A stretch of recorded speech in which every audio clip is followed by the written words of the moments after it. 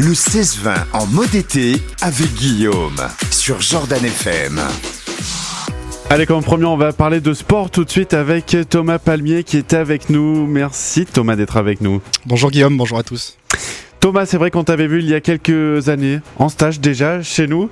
On va parler de tout ça. Sachez également que vous pouvez réagir, poser vos questions sur la page Facebook de Jordan FM.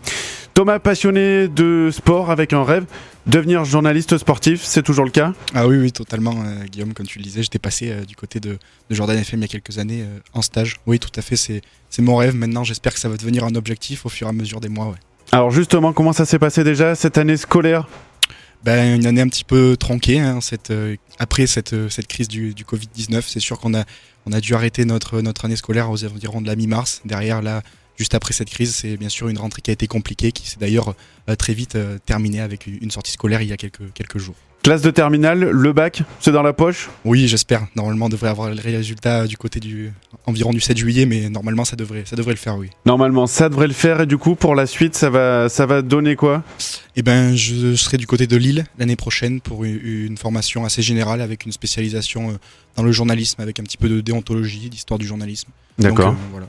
Et un petit peu de sport également. Comment c'était venu cette passion pour le sport et le journalisme ? Alors j'ai la chance d'avoir dans la famille justement de mon père, ma mère, mes frères qui sont fous de sport, regarder les multiplex le samedi soir de rugby, de foot. Ouais, petit peu tous les sports en fait. Oui, totalement tous les sports. J'ai un frère qui est dans le hand aussi, donc on regarde un petit peu tous les sports, je m'intéresse à un petit peu tout. Mais donc c'est vrai que c'est une vraie passion qui est transmise notamment par mes parents et par mes frères, et depuis je lâche plus. Tes sports préférés, c'est quoi ? Plutôt le foot ? Plutôt le foot, ouais, j'ai eu la chance d'y jouer un petit peu avec notamment le FC2A aussi. J'aime bien le rugby, on est dans une ville de rugby du côté d'Aurillac, mais j'essaye de m'intéresser à tout, autant au basket, au hand, qu'au tennis, à l'ensemble des sports, même individuels, j'aime bien ça aussi. C'est vrai qu'on te retrouve un petit peu avec le public, que ce soit au hand, au foot, au rugby, on te voit un petit peu sur tous les matchs. Tu as créé une page Facebook parce que le sport ne s'arrête jamais. Pourquoi tu l'as créé cette page ? Alors je l'ai créé tout d'abord en octobre 2017, bientôt on va fêter les 3 ans de la page. Je l'ai créé un petit peu à l'initiative de mon père qui m'a dit lance-toi, lance une page Facebook. Alors j'étais un petit peu novice sur Facebook à cette époque-là, ouais. Mais je ne suis pas plus expérimenté aujourd'hui, mais j'essaye de faire un petit peu tous les jours. C'est vrai que je l'ai lancé pour transmettre un petit peu ma passion du sport, aussi ma passion du journalisme, essayer de faire partager de belles histoires à l'ensemble de ceux qui me suivent, de ma communauté. J'essaye de partager des interviews d'ensemble des sportifs quintaliens aussi également, pour essayer de faire un petit peu connaître les sportifs qui sont un petit peu méconnus, notamment dans certains sports, un petit peu, je pense notamment au surf, au badminton. On essaye de faire un petit peu connaître ces sportifs-là, et aussi au-delà des résultats sportifs, apporter des témoignages de belles histoires. Concrètement, qu'est-ce qu'on retrouve sur ta page ? Donc des interviews, on te voit, toi tu te mets en scène également avec des vidéos ? C'est ça, ouais, j'essaye tous les jours. Déjà j'ai ma petite série Un jour un souvenir, où je partage un événement qui s'est passé le jour où je poste l'interview de l'histoire du sport. Aussi. Comme quoi par exemple, tiens, raconte-nous. Ou alors par exemple aujourd'hui c'était de mémoire, c'était j'ai perdu, un champion français qui avait battu le record d'Europe de 5000 mètres steeple. En 1964 de mémoire, donc j'essaye de faire un petit peu toute l'histoire du sport, de la création des JO en 4-5 minutes, une petite pastille vidéo, où j'essaye d'apporter parfois de petites photos pour alimenter tout ça. J'essaye de partager des interviews avec mon collaborateur Jérôme Gallo, qui gère 2 pages Facebook, Auvergne les gens du sport et les gens du sport. On essaye de partager des interviews de sportifs plus ou moins connus. J'essaye aussi de faire quelques reportages, des fois quelques lives de matchs aussi, sur le Stade Aurillacois notamment, qui avait plutôt bien marché, même si là du coup ça a dû être arrêté. J'essaye de faire quelques interviews, soit écrites, soit vidéo, quelques témoignages, quelques reportages aussi également. Et tu te retrouves du coup plutôt presse écrite, radio ou télé ? Qu'est-ce qui te plaît le plus ? Alors pour l'instant c'est difficile de me projeter. J'ai eu la chance de faire des stages dans ma toute jeune carrière dans plusieurs médias, notamment à la radio ici, ou encore un service civique du côté de RPA. J'ai pu toucher un petit peu aussi à la presse écrite, et un petit peu entre guillemets avec la télévision, là avec ma page Facebook. Alors j'ai pas forcément de préférence, même si l'objectif ultime c'est peut-être le commentaire de match qui passe peut-être par la télévision. Mais alors, c'est ce qui te plaît, le commentaire de match plutôt ? C'est vrai que je m'épanouis forcément. On a la chance à Aurillac d'avoir une équipe de rugby que j'arrive à suivre, notamment à l'extérieur, avec des commentaires de matchs vidéo. Ça a drainé pas mal de personnes sur ma page, et c'est vrai que c'est ce que j'aime bien. J'essaye de suivre. Je regarde du sport tout le temps à la télé. C'est un petit peu comme une drogue, clairement. Je regarde pas mal de sport. Je suis j'essaye de suivre une grande partie de l'actualité. Mais c'est vrai que le commentaire, j'aime particulièrement ça. Est-ce que tu as des modèles un petit peu de commentateurs Clairement, mon modèle, c'est Grégoire Margotan, le commentateur foot de TF1. Très longtemps sur Canal, c'était plutôt l'école Canal. Hein. Bien sûr, l'école Canal, avec notamment des commentaires totalement fabuleux. Bien évidemment, ça a fait sa renommée là récemment en 2018 avec le but de Pavard. Mais avant, je suivais son évolution à travers également Canal+ et son fameux duo avec Christophe Dugarry à l'époque. Ouais. Thomas, on va parler de sport plus concrètement. L'info du jour, ça se passe en foot. La suppression des prolongations en Coupe de France du premier tour aux demi-finales inclus. C'est une décision, j'ai vu, qui ne te plaît pas forcément.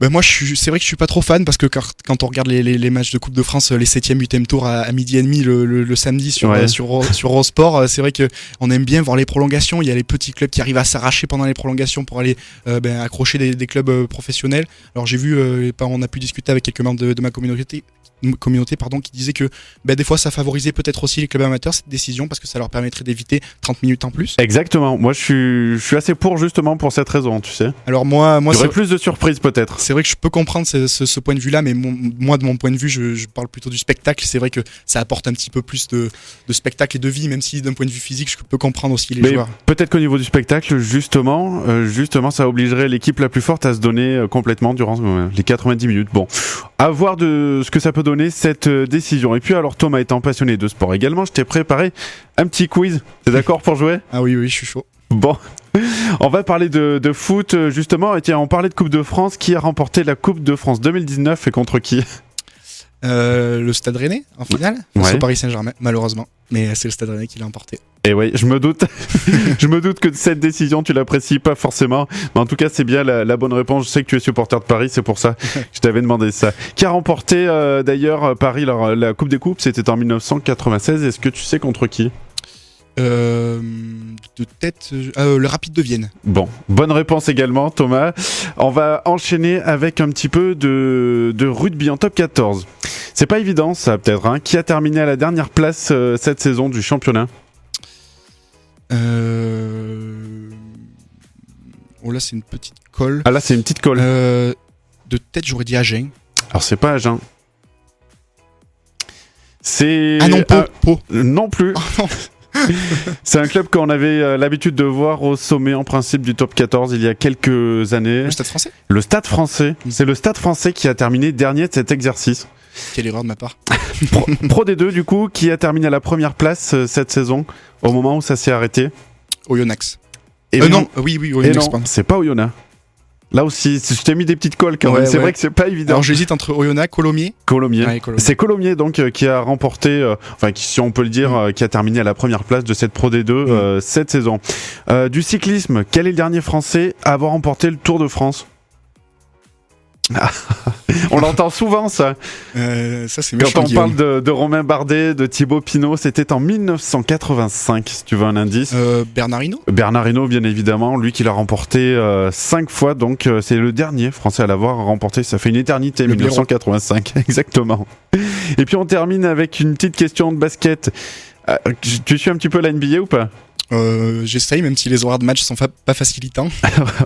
En effet, quelles équipes sont en tête des conférences Est et Ouest ?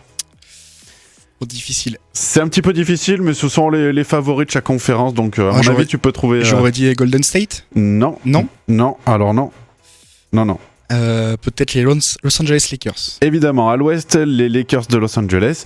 Et puis, du côté de l'Est, joue en vert en principe. Ah, les Celtics. Non. C'est un mauvais indice peut-être. Oui. L'équipe du dernier MVP. Ah là là, Milwaukee Bucks. Ah oui, les Bucks. Les Bucks de Milwaukee avec Giannis. Thomas, voilà, je t'ai mis quelques petites colles, c'est vrai, pour cet exercice, pour ce quiz. Merci Thomas. En tout cas, on arrive à la fin de cette interview. On te suit sur ta page, parce que le sport ne s'arrête jamais. Ça se passe tous les jours. Il y a de nouvelles choses à chaque fois, tous les jours. Oui, il y a de belles interviews qui devraient arriver prochainement. J'en profite pour remercier l'ensemble des journalistes qui ont pu me donner quelques conseils pour mon jeune parcours, notamment je pense à Laetitia Théodore, Jean-Marc ou Patricia de l'Union, ou encore Guillaume, toi, ou encore, ou encore quelques autres personnes comme Serge et Valérie de RPA notamment. Bon, c'est gentil Thomas, en tout cas on te souhaite bonne chance pour la suite la semaine prochaine, l'année prochaine à la rentrée scolaire, ce sera du côté de Lille, donc on te souhaite bonne chance et on espère que tu vas réussir à atteindre tes objectifs personnels. Merci Thomas. Merci beaucoup Guillaume pour l'invitation. Jordan FM.